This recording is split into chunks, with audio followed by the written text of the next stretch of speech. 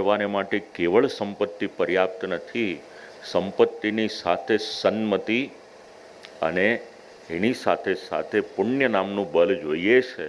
જ્યાં સુધી સન્મતિને પુણ્ય ન હોય ને ત્યાં સુધી ગમે એટલી ઈચ્છા કરો ને આવા કાર્ય થઈ નથી શકતા. કેટલા સુંદર શબ્દ છે. એક એક શ્લોક આપણે નજર ઉપર લઈએ ને આપણા જીવનની સાથે જોડો ને એટલે ખબર પડશે કે રામાયણ આપણને શું શીખવાડે છે. ખૂબ પ્રેમથી આગ્રહ કર્યો કે રામ આપ રોકાઈ જાઓ. રામચંદ્રજી કોઈ વિભીષણ 14 વર્ષ પૂર્ણ થયા છે. ભરતને વચન આપ્યું છે જવું પડે મારે, કોઈ છૂટકો છે નહીં. હવે મારે ત્યાં કઈ રીતના પહોંચવું એ મને જણાવો.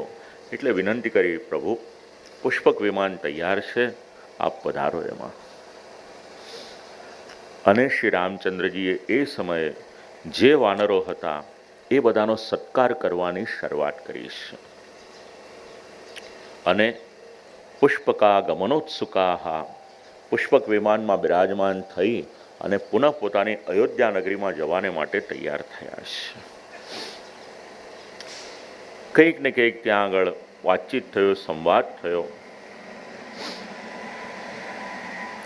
પૂછ્યું બધાને, વાનરોને પૂછ્યું, બોલો તમારા માટે શું કરી શકું? હું મારા મનથી આપું એની કરતાં તમારા મનમાં કંઈક હોય તો કહો. એટલે બધાએ વિનંતી કરી કે પ્રભુ અમને પણ અયોધ્યા લઈ જાઓ. ભગવાને કહ્યું ચોક્કસ લઈ જાઓ, શું મોટી વાત છે એમાં, ચાલો પુષ્પક વિમાનમાં. એટલે આ વિમાન કેટલું મોટું હશે એની આપણે કલ્પના કરવાની. સૌને કહ્યું કે આપ ચલો. અને વિમાનમાં બિરાજમાન થયા છે બધા જ વાનરો. તે સર્વે વાનરક્ષાક્ષ રાક્ષસાશ્ચ મહાબલા. રીછ વગેરે પણ બેઠા છે, અમુક રાક્ષસો પણ બેઠા છે. અને કેવી રીતે બેઠા છે? યથા સુખમ સંબાધમ. અત્યારે તો આપણે આટલા પૈસા ખર્ચીએ તો એ થોડું સંકળાઈને બેસવું પડે. ક્યારેક આપણે ઝઘડાઈ ગયા હોય ને એવું લાગે. તો અહીંયા તો આટલી બધી સંખ્યામાં બેઠા છે બધા. તો યથા સુખમ ખૂબ આનંદપૂર્વક એમની યાત્રા થઈ રહી છે. હવે પુષ્પક વિમાન ઉડ્યું છે. જય જયકાર કરીએ એકવાર. શ્રી રામચંદ્ર ભગવાન કી જય. હવે ઉપરથી વિમાન જાય છે. શ્રી રામચંદ્રજી નીચેના જે સ્થાન આવે છે, વનવાસનો જે સમય હતો ને બધા સ્થાન આવતા ગયા. શ્રી રામચંદ્રજી સીતાજીને આ બધું યાદ કરાવે છે. સીતાજીનો વિયોગ થયો પછીની પણ જે ઘટનાઓ હતી એ બધી જ એ સ્થાન આવ્યા. એટલે રામચંદ્રજીએ દર્શન કરાવ્યા છે. આમ કરતાં કરતાં ભરદ્વાજ મુનિનો આશ્રમ આવ્યો છે. પુનઃ પ્રણામ કરવાને માટે આવ્યા છે. હનુમાનજીને આગળ મોકલ્યા, જાઓ ગુહ અને ભરત બંનેને જઈને સમાચાર આપો મારા. અને જો ભરતના મનમાં કોઈ પણ બીજો વિચાર લાગે ને તો મને જણાવજો. આખું જીવન હું વનમાં રહેવાને માટે તૈયાર છું. આનું નામ રામ છે. લઈને રાજી થાય ને એ રામ નથી, આપીને રાજી થાય ને એ રામ છે. અને આપણે આવા રામ થવાનું. કોઈનું લઈને રાજી થવા જેવું નથી. એ તો આપણે આપણા માથે દેવું ચડાવીએ છીએ, ક્યારેક ને ક્યારેક આપવું પડશે. એની કરતાં ભગવાનને એવી વિનંતી કરવાની કે પ્રભુ એટલું સામર્થ્ય આપો કે અમે આપી શકીએ. હનુમાનજી પધારે છે, ગુહને સમાચાર આપે છે, ભરતજીની પાસે આવે છે. અને ભરતજીની પાસે આવીને સમાચાર આપે છે. ખૂબ રાજી થાય છે, હર્ષના આંસુ વહે છે. નગરજનોને તૈયારી કરવાનું કહે છે કે રામચંદ્રજીનું સ્વાગત કરવાની તૈયારી કરો. અને વાતમાં હનુમાનજીને પૂછી લીધું કે હનુમાનજી આપ વાનર છો, વાનરનો સ્વભાવ થોડો ચંચલ હોય, ગમ્મત કરી રાખે, ક્યાંક મારી સાથે ગમ્મત નથી કરતા. ને રામ આવવાના છે ને સાચે? તો કે હું સાચું કહું છું. અને આખું નગર અયોધ્યામાં સ્વાગતની તૈયારી થઈ છે. બધા જ આવ્યા છે નંદીગ્રામમાં. અને નંદીગ્રામમાં બધા આવ્યા છે. ભરત સત્ય વિક્રમા. જ્યારે શ્રી રામચંદ્રજીના સમાચાર સાંભળ્યા છે, અત્યંત પ્રસન્ન થયા છે અને સ્વાગત કરવાને માટે આવ્યા છે. રામચંદ્રજી પધાર્યા, શ્રીચરણમાં મસ્તક નમાવ્યું છે, પાદુકાજી ધર્યા છે. અને આ 14 વર્ષના જે લેખાજોખા હતા ને શ્રી રામચંદ્રજીને નિવેદન કર્યું છે. બધા જ કૌશલ્યાજી આવ્યા છે, કૈકેયી છે, સુમિત્રા છે, બધા ભેટ્યા છે, મળ્યા છે એકબીજાને. વિચાર કરો, 14 વર્ષ પછી આટલો મેળાપ થયો છે તો હૃદયના ભાવ કેવા હશે. આ બધા પ્રસંગો વાંચીને આપણે રડવા લાગીએ એવા પ્રસંગ છે. આપણી લાગણીઓને પોષણ આપનારા બધા પ્રસંગો છે. હૃદય ભરાયા છે બધાના. અને હવે શ્રી રામચંદ્રજીની સન્મુખમાં કહ્યું, એતત્ તે સકલમ રાજ્યમ ન્યાસમ નિર્યાતિતમ મયા. આપનું રાજ્ય છે, આપને પાછું આપું છું. રામ, આપની કૃપાથી રાજ્ય કર્યું. અવેક્ષતામ ભવાન કોશમ કોષ્ઠાગારમ ગૃહમ બલમ ભવતસ્તેજતા સર્વમ કૃતમ દશગુણમ મયા. રાજ્યમાં જરૂરી શું હોય? એટલે કોઈ રાજ્યનો ખજાનો. આપણા ઘરમાં તિજોરી જરૂર હોય, રાજ્યમાં ખજાનો જરૂરી હોય. બીજું અન્નના કોઠાર. ત્રીજું છે ઘર, સેના. હવે રામચંદ્રજીનું રાજ્ય ભરતજીએ કઈ રીતે ચલાવ્યું છે આ શ્લોકમાં સમજણ પડે છે. તમે વેપારી છો તરત સમજી જશો. અહીંયા એવું કહ્યું, રામ કૃતમ દશગુણમ મયા.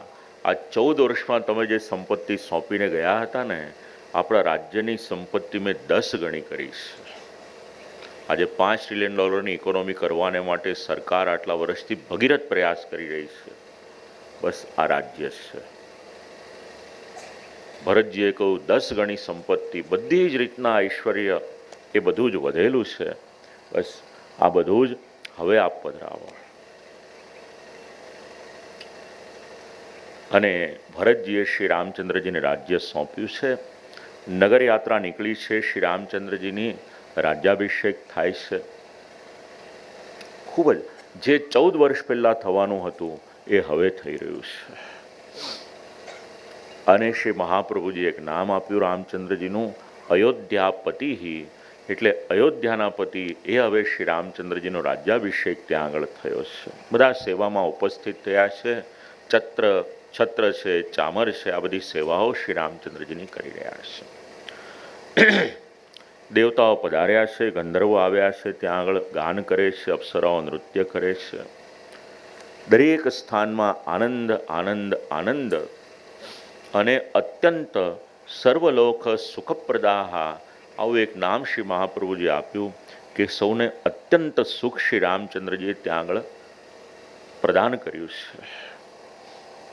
આમ શ્રી રામચંદ્રજીનો રાજ્યાભિષેક, રામચંદ્રજીનું રાજ્ય, એનું વર્ણન કરવામાં આવ્યું.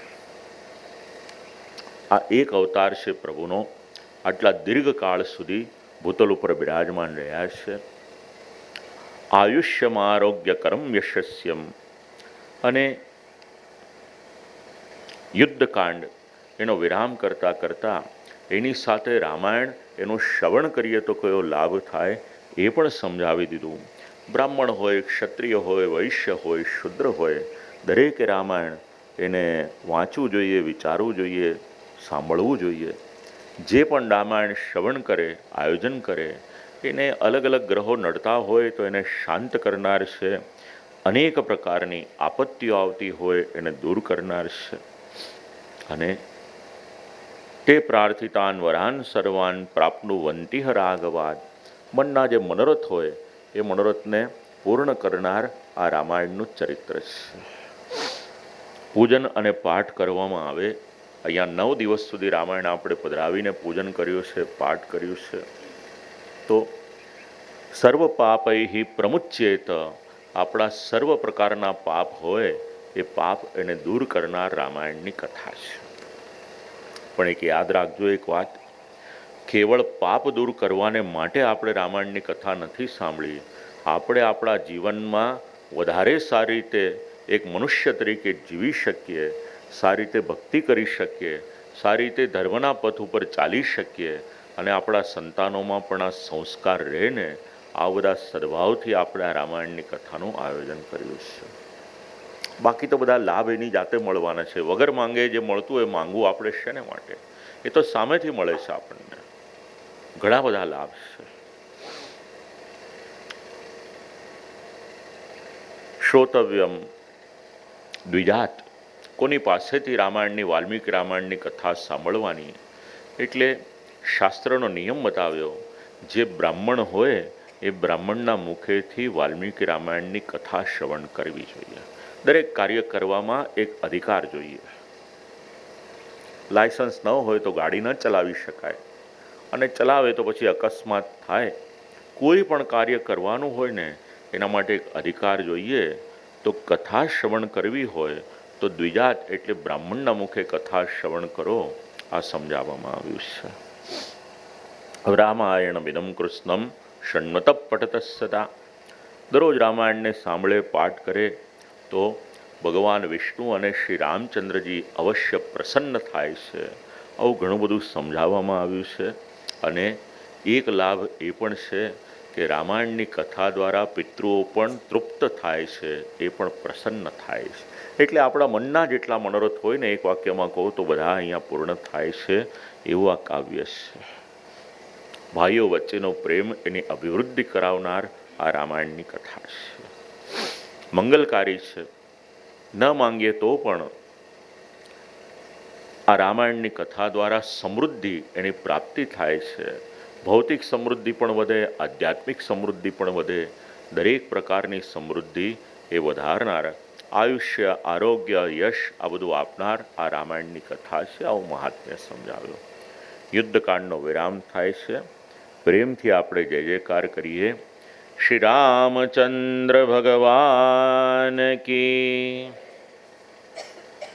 હવે ઉત્તરકાંડની શરૂઆત થાય છે. 111 સર્ગનો ઉત્તરકાંડ છે. પશ્ચાદ અવલોકન. શ્રી રામચંદ્રજીનો ઋષિમુનિઓની સાથે સંવાદ ત્યાંથી શરૂઆત થાય છે. અને પછી રાવણનું ચરિત્ર આવે છે. ઇન્દ્રજીત એના વધને માટેનો પ્રશ્ન થાય છે. વિશેષતા શું હતી એ સમજાવવામાં આવી. 2 સર્ગમાં હનુમાનજીનું ચરિત્ર છે. પછી રામ રાજ્યની કથા છે. સીતાજીનો વનવાસ, આ બધા ચરિત્ર હવે આપણે આ ઉત્તરકાંડ છે એમાં શ્રવણ કરીએ છીએ. પ્રાપ્ત રાજ્યસ્ય રામસ્ય રાક્ષસાનામ વધે કૃતે આજગ્મુર્મુનય સર્વે રાઘવમ પ્રતિનંદિતુમ. શ્રી રામચંદ્રજી રાજ્ય કરે છે. ઘણા બધા ઋષિમુનિઓ શ્રી રામચંદ્રજીની પાસે અભિનંદન કરવાને માટે આવે છે. એક સિદ્ધાંત યાદ રાખજો, આપણું ઘર નાનું હોય, મોટું હોય, સમૃદ્ધિવાળું હોય કે સાધન વગરનું હોય, આપણા ઘરમાં સત્પુરુષોનું આગમન થવું જરૂરી છે. અને સત્પુરુષોનું આગમન ત્યારે થશે જ્યારે આપણી પાસે પુણ્ય નામની મૂડી હશે. જો પુણ્ય નામની મૂડી નહીં હોય ને તો દરવાજે આવેલા સત્પુરુષ પણ પાછા જશે. યાદ રાખજો. આ બધી રામાયણમાં શ્રી રામચંદ્રજીની પાસે ઘણા બધા ઋષિમુનિઓ પધાર્યા છે. આપણે આગળ પહેલા જ દિવસે કે બીજા દિવસે રામાયણની કથામાં ઋષિઓનું મહત્વ શું છે જાણ્યું હતું. કારણ કે જેમ આપણે પિતૃઓના દેવાદાર છીએ ને, એમાં આપણે ઋષિમુનિઓના પણ દેવાદાર છીએ. ઘણા બધા ઋષિમુનિઓ પધાર્યા છે. દરવાનને એ સમયે જે આગળ દ્વારપાલ હતો એને કહ્યું કે રામચંદ્રજીને સમાચાર આપો, દર્શન કરવાને માટે, મળવાને માટે આવ્યા છીએ. રામચંદ્રજીએ કહ્યું બોલાવો. જુઓ, એક શિષ્ટાચાર જીવનમાં જરૂરી છે. રામાયણ શીખવે છે. કોઈને ત્યાં આપણે જઈએ, કોઈની રૂમમાં પ્રવેશ કરવો હોય, એક વખત આપણે દરવાજો ખખડાવીએ છીએ, બેલ મારીએ છીએ. મોટા માણસને મળવાને માટે જાઓ, એમના સેવકો એમને કહો કે સૂચના આપો, સાનુકૂળતા હોય તો મળીએ અમે. અને બહુ સમય એમનો લેવો નહીં. કોઈ પણ ક્ષેત્રનો મોટો માણસ હોય ને, સતત વ્યસ્ત હોય. મુદ્દાસરની વાત કરવી, પછી આપણને કહે કે બેસો થોડી વાર, તો આખી વાત અલગ છે.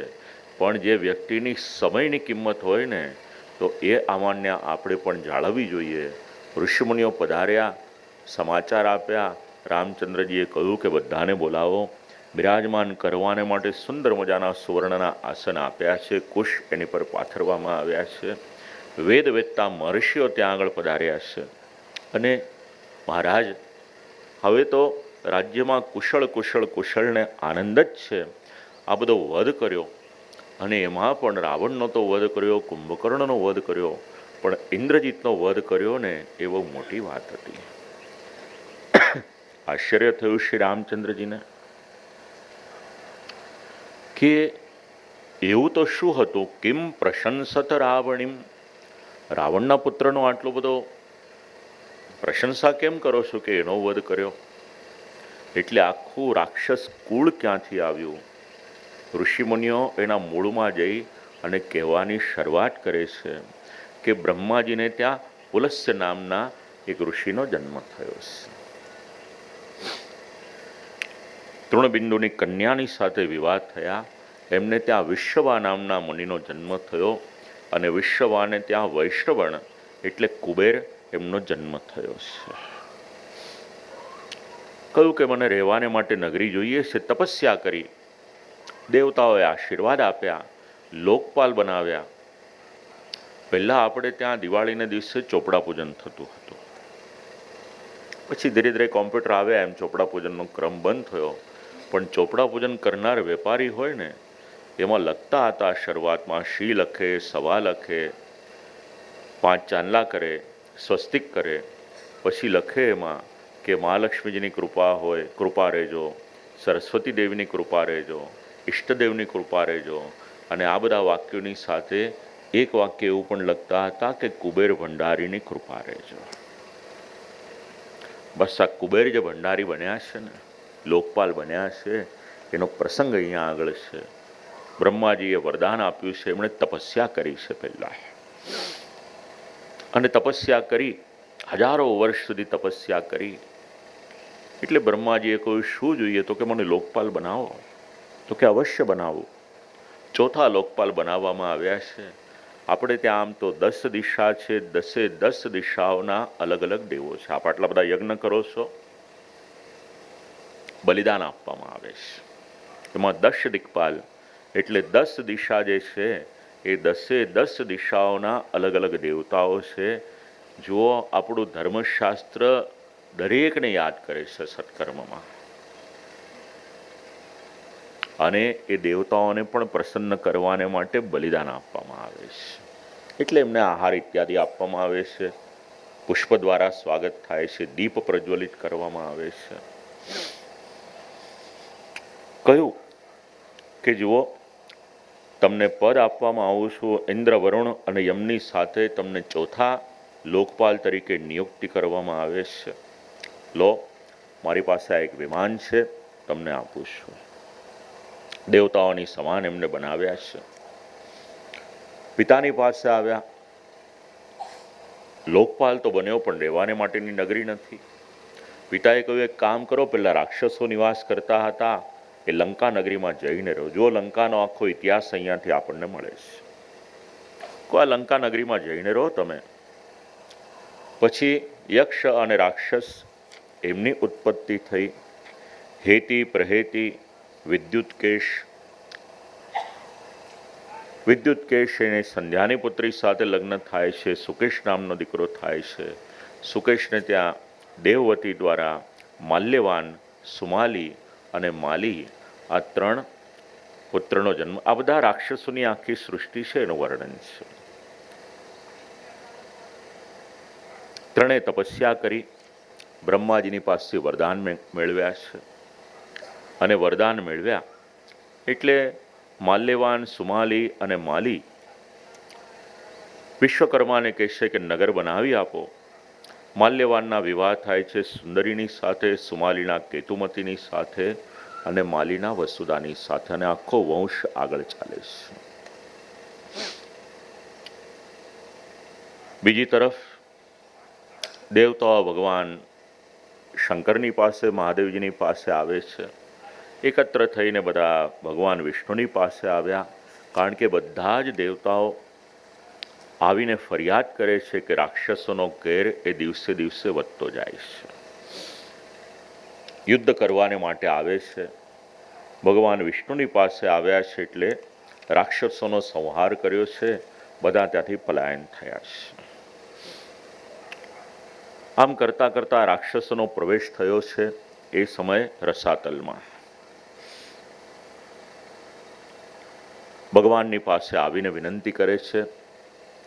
આમ કરતાં સુમાલી અને કેતુમતી એમને ત્યાં કૈકેસી નામની કન્યા થાય છે, અને વિશ્વવા અને કૈકસી એમના દ્વારા જે સંતાન થાય છે, જેનું ચરિત્ર આપણે સાંભળ્યું.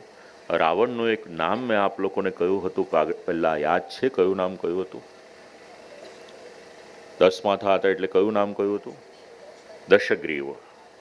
બસ આ દશગ્રીવનો જન્મ થયો, કુંભકર્ણનો જન્મ થયો, વિભીષણનો જન્મ થયો, અને એની સાથે એની જે બેન છે શૂર્પણખા, જેનો પ્રસંગ આપણે કથામાં આગળ સાંભળ્યો હતો બીજા દિવસે, એનો જન્મ થયો છે. અને વિશ્વવા અને ભરદ્વાજ એમની પુત્રીની સાથે સંબંધ થતા વૈશ્રવણ કુબેર આ થાય છે. એટલે કુબેર અને એમના આ ઓરમાન 4 ભાઈ બહેન છે. બસ આ પાંચે એમનું અસ્તિત્વ ક્યાંથી આવ્યું એ સમજાવ્યું છે.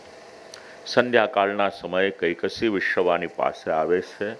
એટલે કહ્યું કે આ સંધ્યાકાળનો સમય છે ને, એ દેવોના પૂજનનો સમય છે. ચાલો એકવાર જય જયકાર કરો. આપણે ઘરમાં જે કરીએ છીએ એનું અનુસંધાન લઈ લઈએ.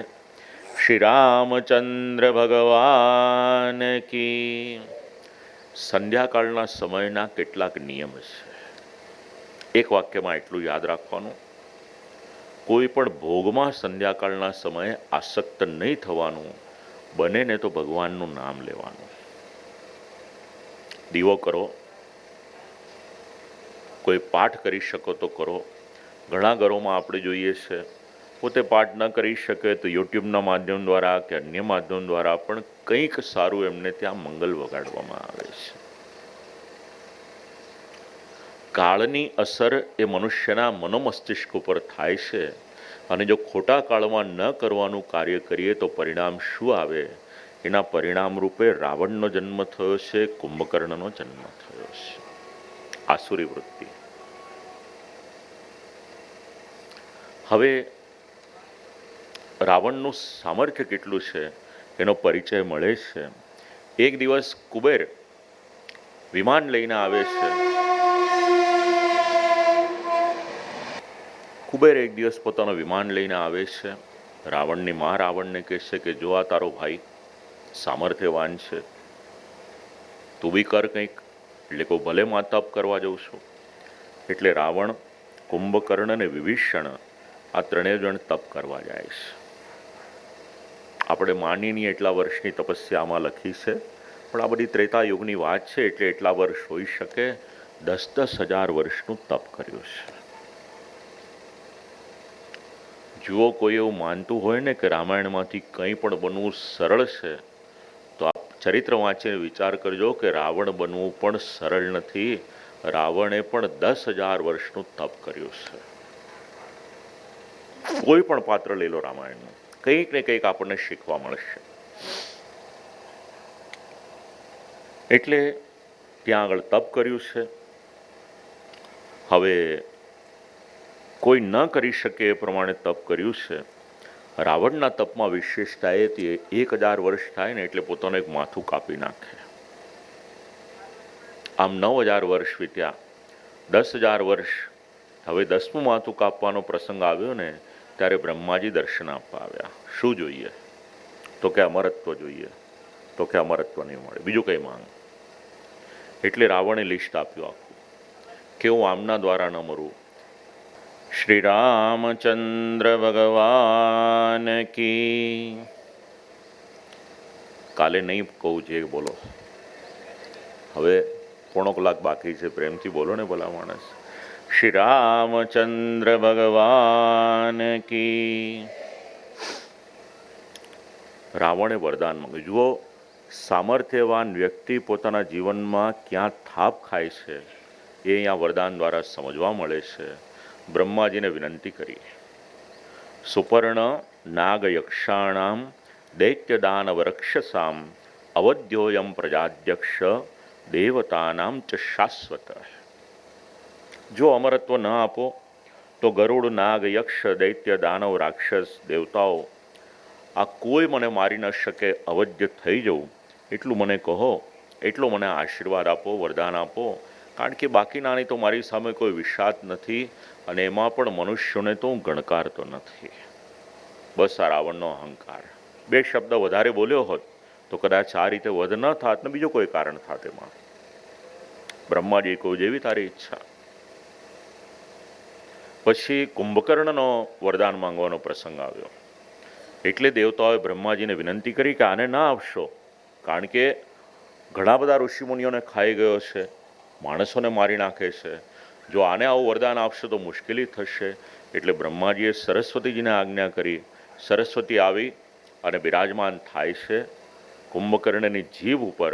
એણે તો અમરત્વ માંગવું હોય છે, પણ બ્રહ્માજીએ પૂછ્યું શું જોઈએ, એટલે સરસ્વતી દેવીએ એની જીભ ઉપર બેસીને એવું બોલાવી દીધું કે ઘણા વર્ષો સુધી સૂતરું એવું મને વરદાન આપો. દેવતાઓને રાહત થઈ. હવે માથે હાથ મૂક્યો, મેં આ શું માંગી લીધો? માનો ન માનો, આની પાછળ દેવતાઓએ જ આ કાર્ય કર્યું હોય એવું લાગે છે. એટલે વિનંતી કરી બ્રહ્માજીને. એટલે કહું ઠીક છે, તારી ઈચ્છા હશે તો 6 મહિના સુધી સૂજે, પછી એકાદ દિવસ માટે જાગજે, તું પછી પાછો સૂઈ જજે. આવો એનો માર્ગ કાઢ્યો. હવે વારો આવ્યો વિભીષણનો. અમરત્વ માંગ્યું નથી, પણ જે સત્વશીલ હોય ને એને વગર માંગે મળે છે. એટલે બ્રહ્માજીએ કીધું તારા ભાઈઓને જે જોઈતું હતું એ નથી આપતું, પણ તને આપું છું. જા ચિરંજીવી થવા એનો આશીર્વાદ આપું છું. આપણે ત્યાં જન્મદિવસ હોય ને ત્યારે માર્કંડેય પૂજન થાય છે. અશ્વત્થામા બલિર્વ્યાસો હનુમાંશ વિભીષણા કૃપા પરશુરામશ્ચ સપ્તૈતે ચિરજીવિના. 7 જણને ચિરંજીવી માન્યા છે, એમાંના એક વિભીષણ છે. એમના ચિરંજીવી થવાનું મૂળ અહીંયા આગળ બ્રહ્માજીના આશીર્વાદ છે. હવે તો રાવણમાં સામર્થ્ય આવ્યું. સૌથી પહેલા આક્રમણ કર્યું કુબેર ઉપર, અને કુબેર ઉપર આક્રમણ કરી અને પુષ્પક નામનો વિમાન હોય છે એ લઈ લે છે. પછી તો શૂર્પણખા રાવણ ઇત્યાદિના લગ્ન થાય છે. મંદોદરીની સાથે રાવણના લગ્ન થાય છે. કુંભકર્ણના વજ્રજ્વાલા સાથે વિભીષણના શર્માની સાથે આમ લગ્નનો ક્રમ ચાલે છે. કુબેરની સાથે યુદ્ધ કરવાને માટે આવે છે, પુષ્પક વિમાન લઈ લે છે, યક્ષોની પર આક્રમણ કરી છે અને એમને પરાસ્ત કરે છે. બળજબરીથી પુષ્પક વિમાન હતું એ લઈ લીધું. એક વખત રાવણ જતો હોય છે અને માર્ગમાં નંદીશ્વર ઊભા હોય છે. રાવણે કહ્યું માર્ગ આપો. કહ્યું કે અત્યારે સંભાવના નથી, કારણ કે આગળ મહાદેવજી બિરાજે છે. શૈલે ક્રીડતી શંકરાહા. મહાદેવજી બિરાજમાન છે આગળ. શૈલ એટલે પર્વતની ઉપર પાર્વતીજી સાથે બિરાજમાન. થોડો સમય રોકાઈ જાઓ અહીંયા આગળ. એટલે બહુ મશ્કરી કરે છે. જો હવે રાવણને શાપ મળવાની જે શરૂઆત થાય છે ને, નંદીશ્વર ત્યાં આગળ ઊભા હોય છે, પરિહાસ કરે છે, એની મશ્કરી કરે છે, અને ત્યારે એને શાપ આપ્યો કે તારો કુળનો વિનાશ કરવાને માટે જે માધ્યમ બનશે ને એ બીજું કોઈ નહીં હોય. કુલસ્ય તવ વાનરાહા. વાનરો દ્વારા જ તારા કુળનો વિનાશ થશે.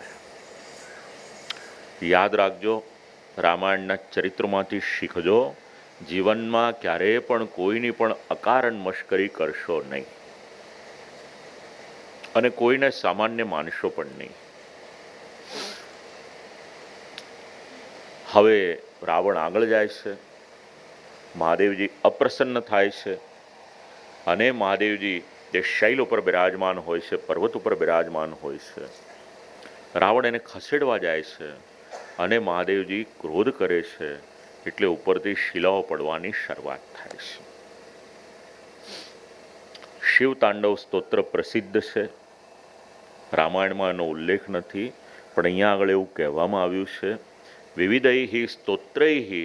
એટલે રાવણે અલગ અલગ સ્તોત્ર વડે મહાદેવજીને પ્રસન્ન કરવાને માટે ત્યાં આગળ સ્તુતિ કરી છે. બહુ 2-4-5 દિવસ સ્તુતિ નથી કરી, બહુ દીર્ઘકાળ પર્યંત સ્તુતિ કરીને પછી પ્રસન્ન થયા છે શ્રી મહાદેવજી. અત્યાર સુધી નામ હતું દશગ્રીવ. હવે મહાદેવજીએ આજ્ઞા કરી કે રાવસ્સુ દારુણા યસ્માન લોકત્રયમ ચેતદ્રાવિતમ ભયમાગતમ તસ્માત્ ત્વમ રાવણો નામ નામના રાજન ભવિષ્યસી. કારણ કે ત્રણેય લોક તારાથી ભયભીત થાય છે ને, બધાને ભયભીત કરે છે, બધાને રડાવે છે, માટે હવે તારું નામ આજથી રાવણ એ પ્રમાણે પ્રસિદ્ધ થશે. 10 માથા હતા માટે દશગ્રીવ, અને બધાને રડાવતો હતો માટે નામ પડ્યું છે રાવણ. કયું પ્રસન્ન થયા છો તો કૃપા કરો, કોઈ વરદાન આપો, કોઈ શસ્ત્ર મને આપો. અને ત્યારે ચંદ્રહાસ નામનું એક ખડગ એને આપ્યું છે, સામર્થ્યવાન એવું ખડગ પ્રાપ્ત થયું છે. હવે ત્યાંથી આગળ નીકળ્યો છે. એક બ્રહ્મર્ષિની કન્યા હતી. એક વખત રાવણ એક તપસ્વીની કન્યાને જુએ છે. બ્રાહ્મણ કન્યા હોય છે, તપ કરતી હોય છે, અલૌકિક રૂપ લાવણ્ય બધું જુએ છે. રાવણ એને વશમાં કરવાને માટે જાય છે. એણે કહ્યું, અહીંયા હું ભગવાનને માટે તપ કરું છું, તું ખલેલ કરવાને માટે આવ્યો. રાવણ એના મસ્તકના કેશ પકડ્યા.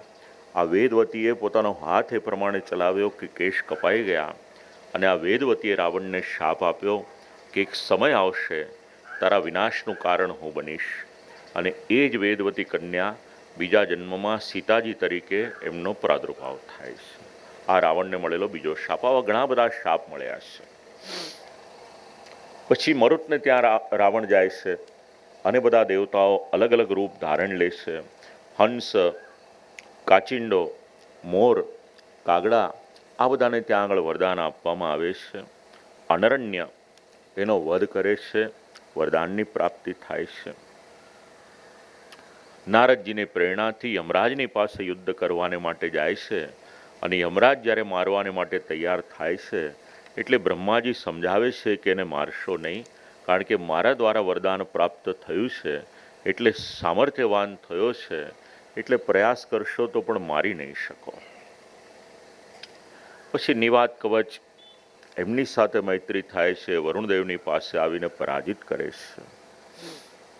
યુદ્ધ કરતા કરતા એક વખત પોતાની બહેનનો જે પતિ છે, શૂર્પણખાનો પતિ છે, એને મારી નાખે છે. શૂર્પણખા આક્રંદ કરતી કરતી આવે છે. રાવણે કહ્યું કે જ્યારે યુદ્ધ કરવાની શરૂઆત કરું છું, પછી સામે કોણ હોય છે હું જોતો નથી. અપરાધ કર્યો છે, પણ જ્યાં એક કામ કરું છું, એક પ્રદેશ તને આપું છું, ત્યાં આગળ રહેજે ખરદૂષણની સાથે, અને ત્યાં આગળ રહી અને રાજ્ય કરજે.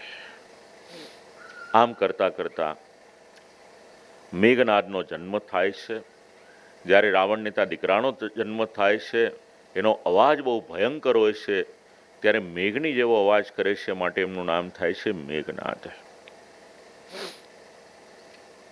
અને ત્યાર પછી પોતાના સામર્થ્ય દ્વારા ઇન્દ્રને પરાજિત કરે છે, અને ઇન્દ્રની પર વિજય પ્રાપ્ત કરે છે, માટે મેઘનાદનું એક નામ થાય છે ઇન્દ્રજીત. દેવલોક ઉપર આક્રમણ કરે છે. એક વખત રાવણ ત્યાં જાય છે, રંભા નામની અપ્સરા મળે છે. અલૌકિક રૂપ જોઈને આકર્ષિત થાય છે. પોતાના વશમાં એને લેવાને માટે પ્રયાસ કરે છે, બળજબરી કરે છે રંભાની સાથે. અને ત્યારે નલકુબર એ રાવણને શાપ આપે છે. આમ અલગ અલગ પ્રસંગે રાવણને શાપ મળ્યા હોય છે. ઇન્દ્રલોક પર આક્રમણ થાય છે. વસુના દ્વારા સુમાલી એનો વધ થાય છે. આમ કરી દેવતાઓની સાથે યુદ્ધ જ્યારે થાય છે, ત્યારે ઇન્દ્રને બંદી બનાવે છે. અને ઇન્દ્રજીત એમના બંધનમાંથી મુક્ત કરવાને માટે બ્રહ્માજી એને વરદાન આપે છે. એટલે બ્રહ્માસ્ત્ર વગેરે પ્રાપ્ત થાય છે. આવો સામર્થ્યવાન ઇન્દ્રજીત એનો વધ કર્યો હોય છે લક્ષ્મણજીએ, માટે ઋષિમુનિઓએ લક્ષ્મણજીની પ્રશંસા કરી હોય છે. એની પછી એક વખત રાવણ યુદ્ધ કરવાને માટે આવે છે સહસ્રાર્જુનની સાથે. રાવણને બધે વિજય પ્રાપ્ત થયો હોય એવું નથી. આ સહસ્રાર્જુન એટલો બધો સામર્થ્યવાન હોય છે કે રાવણને બાંધી દે છે. અને ત્યારે રાવણ બંદી બને છે. ત્યાં આગળ કેદ કરીને પોતાના નગરમાં આ સહસ્રાર્જુન છે એ લઈને આવે છે. એટલે પુલસ્ત્યજી આવે છે ત્યાં આગળ અને એમના કેદમાંથી રાવણને છોડાવે છે. વિચાર કર્યો કે લાવો વાલીની સાથે યુદ્ધ કરવાને માટે જવું. વાલીનો પરિચય આગળ મેં આપ લોકોને કરાવ્યો હતો. જ્યારે એના વધનો પ્રસંગ આવે ત્યારે યુદ્ધ કરવાને માટે આવે છે. હવે વાલી ત્યારે 4 દિશામાં 4 સમુદ્રના તટ ઉપર સંધ્યા કરવાને માટે જતા હોય છે અને રાવણ આવે છે. એટલે કોઈ એક સામાન્ય બાળક હોય નાનું ને એને કેમ પેલા બગલમાં લઈ લેવામાં આવે, બસ એ પ્રમાણે વાલી પોતાના બળથી આ રાવણને પોતાના બગલમાં લઈ અને 4 સમુદ્રના તટ ઉપર ફરે છે. જ્યાં જ્યાં રાવણ પરાજિત થાય છે ને ત્યાં ત્યાં રાવણ સરેન્ડર થઈ જાય એટલે એમની સાથે મૈત્રી કરી દેશે. વિચાર કરે છે કે જેને ન જીતી શકો એની સાથે સંબંધ બાંધી લઉં. એટલે વાલીની સાથે રાવણની મૈત્રી થાય છે. આમ કરતા કરતા આગળ જે ચરિત્ર કહ્યું હતું ફરીથી અહીંયા આગળ પ્રસંગ આવે છે હનુમાનજીના પ્રાકટ્યનો. કથામાં સાંભળ્યું હતું આપણે. પ્રાકટ્ય થાય છે હનુમાનજીનો. એકવાર જય જયકાર કરીએ. કથા છે એનું અનુસંધાન લઈ લઈએ આપણે. શ્રી હનુમાનજી મહારાજ કી. ઉત્તરકાંડમાં શ્રી રામચંદ્રજી અહીંયા હનુમાનજીને માટે કંઈક બોલે છે. ઘણા સર્ગ પછી હનુમાનજીને માટે કંઈક વચન શ્રી રામચંદ્રજી બોલે છે.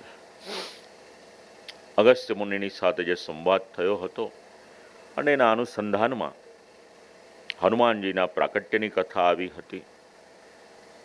અંજના કેસરીની પત્ની અને વાયુદેવ આ જે પ્રસંગ બન્યો હતો એનું અહીંયા આગળ અનુમાન લેવામાં આવ્યું છે. હનુમાનજીનો ત્યાં આગળ જન્મ થયો છે, પ્રાકટ્ય થયું છે.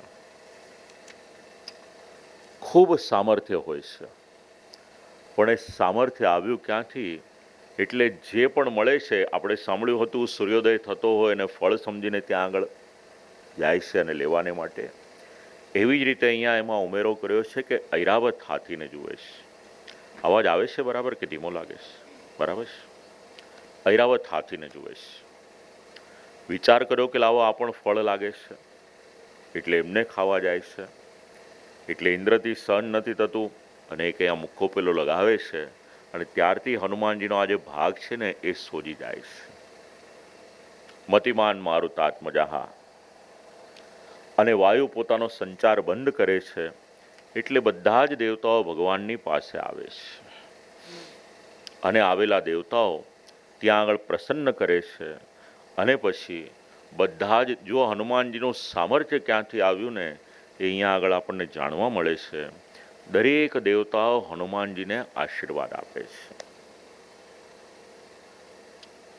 ઇન્દ્ર એવું કહે છે કે હવે ભવિષ્યમાં ક્યારેય પણ મારા વજ્ર દ્વારા પણ હનુમાનજીનો વધ નહીં થઈ શકે. સૂર્યનારાયણ પધાર્યા. દદામી શતિકામ કલામ. અને પધારેલા સૂર્યનારાયણે કહ્યું કે મારા તેજનો સોમો ભાગ છે ને એ હનુમાનજીને આપું છું. કલ્પના કરજો જરા. સૂર્યનારાયણના તેજનો સોમો ભાગ મળ્યો છે. કોઈ સામાન્ય બલ્બ પ્રજ્વલિત થતો હોય ને એનો ભાગ નથી મળ્યો. હવે સૂર્યનારાયણના તેજનો જેમને સોમો ભાગ મળ્યો હોય તો હનુમાનજીમાં સામર્થ્ય કેટલું હશે એની જરા કલ્પના કરી જોજો. 1% સોમો ભાગ એટલે. અને આ સૂર્ય કોઈ સામાન્ય સૂર્ય નથી, તો ભગવાનનું નેત્ર છે.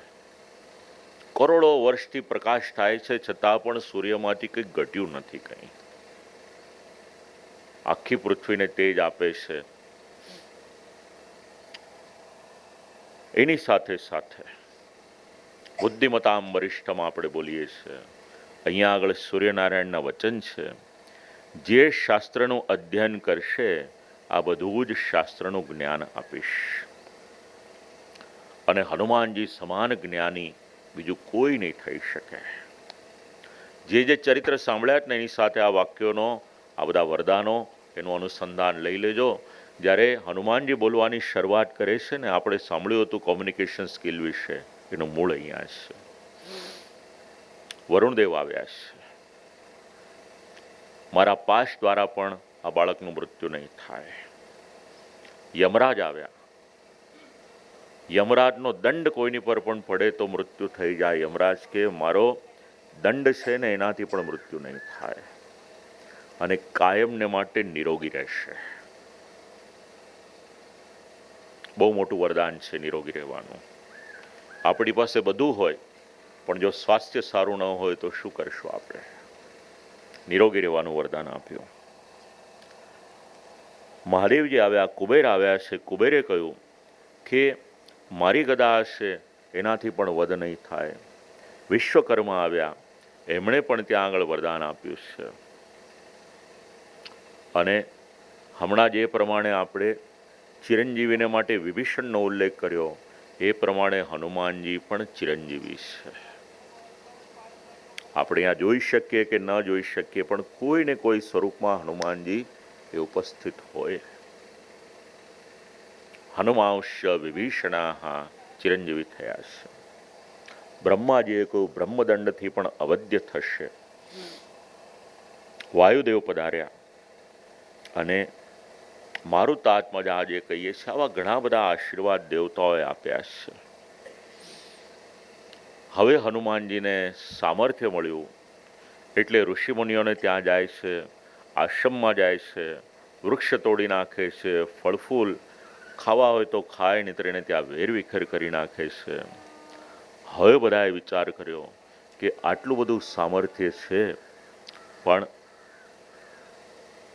ઋષિમુનિએ વિચાર કર્યો કે હવે જ્યારે કોઈ એમને યાદ કરાવશે ને ત્યારે એમના બળનો પરિચય થશે, બાકીનું બધું એમને વિસ્મૃતિ થઈ જાય. નહીંતર દરરોજ આવી અને આ રીતે અમારા આશ્રમમાં આવી અને ફળ ઇત્યાદિ પાડી દેશે. બસ હવે યાદ કરો, સુગ્રીવે એમના બળનો યાદ કરાવ્યું હતું ત્યારે એમનું બળ યાદ આવ્યું હતું. હવે શ્રી રામચંદ્રજી સભામાં બિરાજમાન થયા છે. અભિષેકને માટે જે રાજાઓ જનક વગેરે આવ્યા હોય છે પાછા પધારે છે. વાનરો આવ્યા હોય છે. દરેકને શ્રી રામચંદ્રજી કંઈક ને કંઈક આપે છે. દરેક વાનરને કંઈક ને કંઈક આપ્યું. હનુમાનજીને પૂછ્યું, બોલો શું જોઈએ તમારે? એટલે હનુમાનજીએ એક વિનંતી કરી. એકવાર જય જયકાર કરીએ. સિદ્ધાંત યાદ રાખવાનો આપણે, ભગવાન પ્રસન્ન થાય તો માંગવાનું શું? શ્રી હનુમાનજી મહારાજ કી. રામચંદ્રજી આજ્ઞા કીધી, બોલો હનુમાનજી શું આપું આપને? એટલે બે હાથ જોડી વિનંતી કરી. સ્નેહો મેં પરમો રાજંસ ત્વયિ તિષ્ઠતુ નિત્યદા ભક્તિશ્ચ નિયતા વીર ભાવો નાન્યત્ર ગચ્છતુ. પ્રભુ મારી પર એક જ વિનંતી કરો કે ઉત્તરોત્તર મારો સ્નેહ અને ભક્તિ આપનામાં વધતા જ રહે અને જીવનમાં ક્યારેય પણ બીજા કોઈનામાં મારો અનુરાગ ન થાય, આટલી મારી પર કૃપા કરજો. જે આપણા ઈષ્ટદેવ હોય.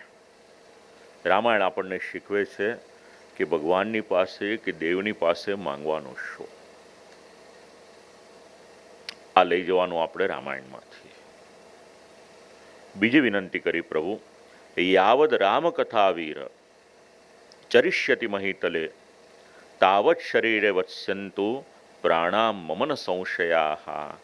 જ્યાં સુધી પૃથ્વી પર રામકથા હોય ને ત્યાં સુધી આપ મારી પર કૃપા કરજો કે મારા પ્રાણ મારા શરીરમાં રહે. આ રામકથાની સાથે હનુમાનજીનો સંબંધ છે. શ્રી રામચંદ્રજીની કથામાં હનુમાનજીનો અનન્ય અનુરાગ છે.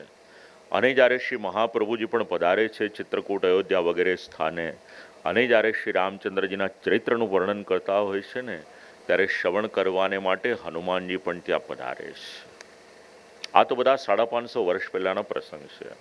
ભલે આપણને આ કથા મંડપમાં દેખાતા ન હોય, દર્શન ન થતા હોય, પણ અહીંયા પણ શ્રી હનુમાનજી બિરાજમાન હોય ને હોય જ, એમાં શંકાને કોઈ સ્થાન નથી. અત્યંત અનુરાગ છે શ્રી હનુમાનજીનો